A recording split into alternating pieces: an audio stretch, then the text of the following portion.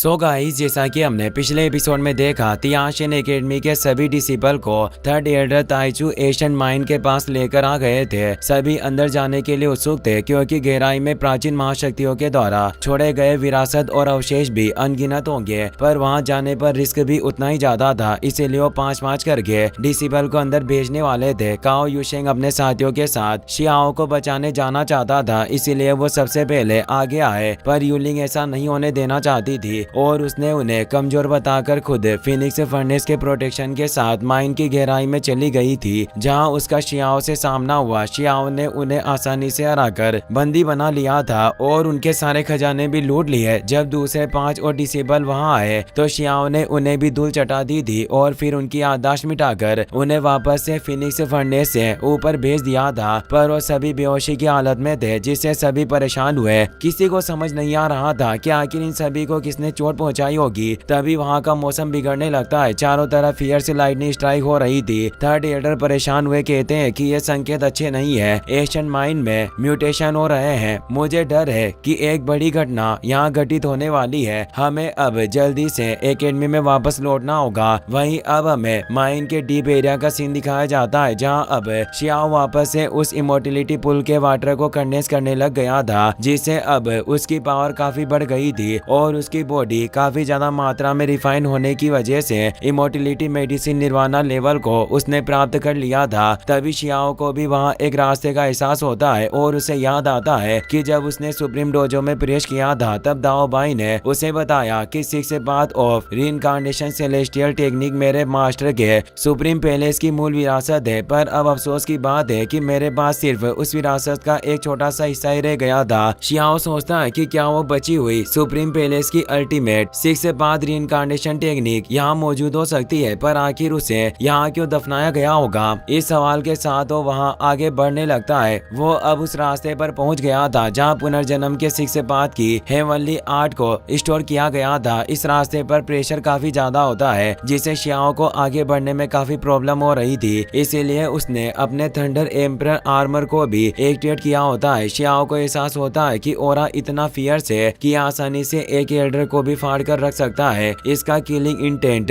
Next level है। अगर मेरे पास ये 10,000 स्पीड डायग्राम और थंडर एम्परर आर्मर नहीं होता तो मैं अभी तक मास के एक लोथड़े में बदल गया होता। अब फाइनली वो उन स्टेचू के सेंटर में पहुंच गया था, जिससे उस पर प्रेशर पड़ना बंद हो गया। इसीलिए वो अपने 10,000 स्पीड डायग्राम को वापस रख लेता है। वहाँ 6 अलग अलग लोगों के स्टेचू थे और सभी अलग अलग एरा के थे। शियाओ सोचता है कि क्या ये 6 ग्रेट एम्परर्स हो सकते हैं और वो अपनी डिवाइन आई की मदद से चेक करता है और अपने पास मौजूद 6 path of reincarnation celestial technique के टुकड़े को बाहर निकालता है। इस पर 6 पाथ के हिसाब से संस्कृत के भी 6 अक्षर लिखे हुए थे, जो असुर, स्वर्ग, लोग, नरक, भूखा और पशु थे। ये 6 पाथ को दर्शाते थे और अब 6 हेवनली किंग स्टेचू की एनर्जी भी उसमें समाहित होने लगती है, जिससे शियाओ एक अलग ही स्पेस में पहुंच गया, जहां वो उन हेवनली किंग के कंकालों को देख पा रहा था। और अब वो कंकाल शियाओ को घेर लेते हैं और उसके अंदर समाने लगता है। इससे शियाओ को रीइंकार्नेशन के 6 पाथ का ज्ञान हो रहा था। शियाओ के पीछे रीइंकार्नेशन पाथ चक्र एक्टिवेट हो चुका था, यानी वो हेवनली किंग अपनी पावर से सेलेस्टियल टेक्निक का प्रदर्शन शियाओ के सामने कर रहे थे। शियाओ ध्यान लगाकर समझने लग गया था और उसे एहसास होता है कि वास्तव में उसके पास जो बिस्ट स्किन है वो 6 पाथ के रीइंकार्नेशन सेलेस्टियल टेक्निक का एक हिस्सा था। शियाओ अब 6 पाथ रीइंकार्नेशन के प्रारंभिक मेथड से को समझ रहा होता है, पर तभी उसे चक्कर आने लगते हैं। ये पीड़ा इतनी ज्यादा बढ़ गई कि शियाओ इसे सहन नहीं कर पा रहा था और उसके अंदर जो स्केलेटन समाये थे वो ही अब शियाओ की बॉडी को नोचना शुरू कर देते हैं, जिससे वो गहराई में डूबता जा रहा था। अब वो होश में आ गया, पर इस तेज दर्द से उसके मुंह से खून निकल आता है। शियाओ सोचता है कि मेरे पास पर्याप्त स्क्रिप्चर नहीं है और फिर भी मैं इस 6 पाथ रीइंकार्नेशन को समझने की कोशिश कर रहा था। शायद इसी वजह से इस प्रोसेस को कंप्लीट नहीं कर पाया। और शियाओ स्टेचू के सुप्रीम फिगर को देखकर हैरान हुआ कि आखिर इनके जैसे महान सुप्रीम किंग भी मौत से नहीं बच पाए। तभी उसे एक स्टेचू में अपने सिन ब्लड मार्क नजर आता है, जिससे वो हैरान रह गया और सोचता है कि क्या ऐसा हो सकता है कि ये मेरे एंसेस्टर हो। और अब उसमें से तेज एनर्जी निकलने लगी थी, जिनमें शियाओ की इमेज थी और वो मूल इंपीरियस पास के पुराने सीन देखते हैं। शियाओ समझ जाता है कि एशियन सिटी है और ये सभी जो स्टेचू मौजूद है। ये इस एशियन सिटी के ही 7 किंग हुआ करते थे जिन्होंने अपनी जान की परवाह किए बिना इस इंपिरियल सिटी की हिफाजत की। पर फिर भी अब सिन ब्लड को काफी नीची नजरों से देखा जाता था। शियाओ अपने एंसेस्टर के इस महिमा के लिए उन्हें धन्यवाद देता है और सोचता है कि आखिर हमारे सिन ब्लड के मार्ग को किसने कलंकित किया होगा और आखिर इन सब का उद्देश्य क्या है। तभी उन स्टेचू में से तेज एनर्जी वेव निकलने लगी जो शियाओ को पीछे धकेल रही थी, पर शियाओ उस जगह से जाना नहीं चाहता था और सोचता है कि अगर अब मैं इतनी दूर आ चुका हूँ तो मैं यहाँ से 6 से बाद रीइंकार्नेशन सेलेस्टियल टेक्निक को तो हासिल करके रहूंगा। और उसे याद आता है कि जब वो सिन ब्लड के एक किंग से मिला था तो उन्होंने उसे सिन ब्लड मार्क की वजह से ही पहचाना था। इसीलिए शियाओ अब अपने सिन ब्लड मार्क को एक्टिवेट कर लेता है और कहता है कि एंसेस्टर मैं आपका ही वंशज हूँ और मुझे सिर्फ आपकी ताकत उधार चाहिए ताकि मैं 6 से बाद रीइंकार्नेशन को समझ सकूं। शियाओ का सिन ब्लड मार्क जब एंसेस्टर के मार्क से टकराता है तो वहाँ सभी जगह सिन ब्लड मार्क क्रिएट हो जाता है जिसकी एनर्जी अब उस 6 से बाद टेक्निक के बिस्ट स्किन के अंदर समाने लगती है और शियाओ को कई सारे विजन आते हैं। इससे शियाओ को एहसास होता है कि संसार में जो भी चीजें मौजूद है उनका एक दिन अंत जरूर होगा। यहाँ तक कि धरती और आकाश भी अनंत समय के लिए नहीं है, पर अभी भी वो पुनर्जन्म में विश्वास रखता है और वापस से उस 6 से बाद एशियन सेलेस्टियल टेक्निक को समझने लग जाता है। और इस बार शियाओ के पास एंसेस्टर की एनर्जी भी मौजूद थी जिससे रीइंकार्नेशन की 6 से बाद की हेवन स्क्रॉल से भी मदद मिलती है जिससे वो चीजों को समझ पा रहा था। साथ ही वो रीइंकार्नेशन के 6 से बाद की सेकंड स्टाइल जो गोस्ट रोड पिक्चर स्क्रॉल था उसे भी देख पा रहा था। साथ ही वो 6 से बाद के थर्ड स्टाइल मानवता की पिक्चर को भी नजर आती है, यानी वो 6 से बाद के 3 स्टाइल को समझ चुका था। चौथा स्टाइल डेमोनिक बिस्ट का स्क्रॉल था जिसमें सभी बिस्ट समाहित थे और 5वां मैजिकल एलिमेंट स्क्रॉल था और सबसे आखिरी 6 स्टाइल एनिमल स्क्रॉल था जिसमें सभी जीव जंतु की दुनिया थी। इस तरह से 6 से बाद अलग अलग तरीके से बटे हुए थे और शियाओ इनके सिंपल क्लासिफिकेशन को समझ गया और इन सभी के मिलने पर ही सेलेस्टियल टेक्निक बनती थी। पर शियाओ अभी तक इसे गहराई से देख नहीं पाया था, पर वो इतना समझ गया कि ये सभी 6 स्टेज एक चक्र की तरह जुड़े हुए हैं और सब कुछ एक अंतहीन डोर से बंधा हुआ है और रीइंकार्नेशन सिर्फ दूसरी बार पैदा हुई सोल तक ही सीमित नहीं रहता बल्कि ये अनंत काल तक एक साइकिल में ऐसे ही चलता रहता है, क्योंकि इस दुनिया में कई सारे पैरेलल वर्ल्ड मौजूद है जिसे सभी चीजों के वेरिएंट्स हैं और अब शियाओ के अंदर इस 6 से बाद की एनर्जी समाहित होने लगती है जिससे अब वो रीइंकार्नेशन 6 से बाद के स्टार्टिंग स्टेज को पूरा कर चुका था जिसके लिए वो अपने एंसेस्टर को थैंक्स कहता है और अब इस ताइचू एशियन माइंड को छोड़ने का वक्त आ गया था। इसीलिए वो बाहर आ जाता है, पर उसे पता था कि एल्डर कैटफिश उसका इंतजार कर रहा होगा और वो सभी लोग जो उसे चोट पहुंचाना चाहते हैं वो भी मौके की तलाश में होंगे। इसीलिए वो अपने रूप को बदल लेता है ताकि वो परेशानी से बच सके। साथ ही वो इस तरह से लोगों की नजरों में नहीं आएगा।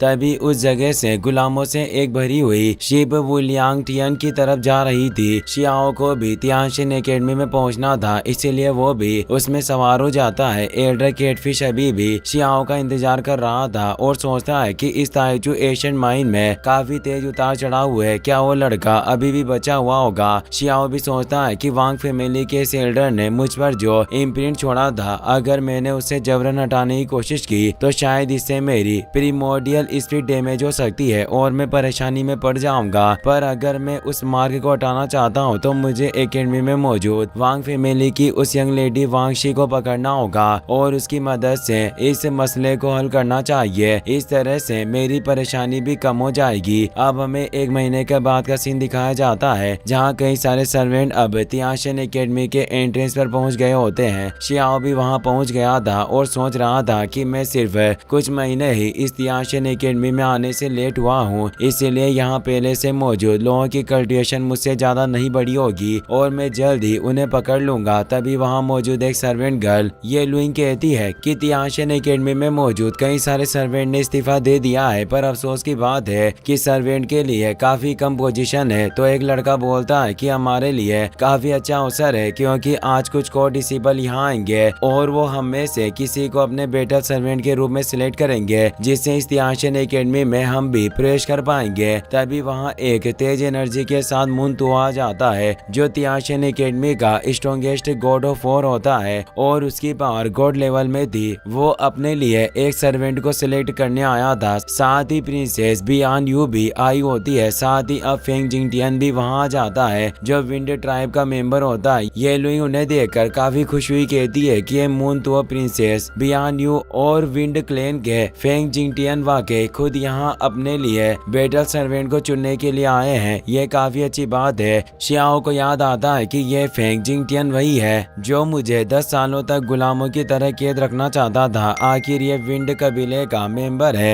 सबसे पहले मुनतुओ उनमें से एक सर्वेंट को सिलेक्ट करता है जो और कोई नहीं बल्कि ये लुइंग होती है। ये लुइंग काफी खुश हो जाती है। प्रिंसेस बियान्यू कहती है कि मुझे एक एशियन बीस्ट माउंट की जरूरत है। क्या यहाँ कोई है जो मेरी आवश्यकताओं को पूरी कर सकता हो? तभी वहाँ मौजूद ओकुन जो व्हाइट टाइगर क्लेन का मेंबर था वो व्हाइट टाइगर में ट्रांसफॉर्म हो जाता है और अंगड़ाइयां लेने लगता है, जिससे बियान्यू काफी खुश होती है और उसे वो पसंद आ गया, इसीलिए वो उसे सिलेक्ट कर लेती है। बियान्यू उसके पास आ जाता है। वहाँ मौजूद दो को डिसेबल बातें करते हैं कि ये तीनों वाकई ग्रेट फैमिली होने की वजह से काफी चालाक हैं, जो एक जंगली बिस्ट को भी अपनी सेवा के लिए तैयार कर लिया। अब वहाँ पर वांग फैमिली की वांग शी भी आ जाती है। सभी लोग उन्हें देखकर खुश हुए कि वाकई जैसी कहानियां है। मिस वांग शी काफी ज्यादा खूबसूरत है। अगर ये हमें अपना बेटल सर्वेंट बनाती है तो फिर हमें मरने से भी कोई पछतावा नहीं होगा। बियान्यू सुनकर काफी जेलस फील करती है। वांग शी को अपने लिए सर्वेंट चुनना था और वो शियाओ की तरफ फिंगर पॉइंट करती हुई कहती है कि मैं तुम्हें चुनती हूँ, पर शियाओ मना कर देता है। इसी के साथ ये एपिसोड यहीं पर खत्म हो जाता है। वीडियो पसंद आया हो तो अपने दोस्तों के साथ शेयर करना और इस वीडियो को लाइक और चैनल को सब्सक्राइब करने के लिए आपका तहे दिल से शुक्रिया। Thanks for watching.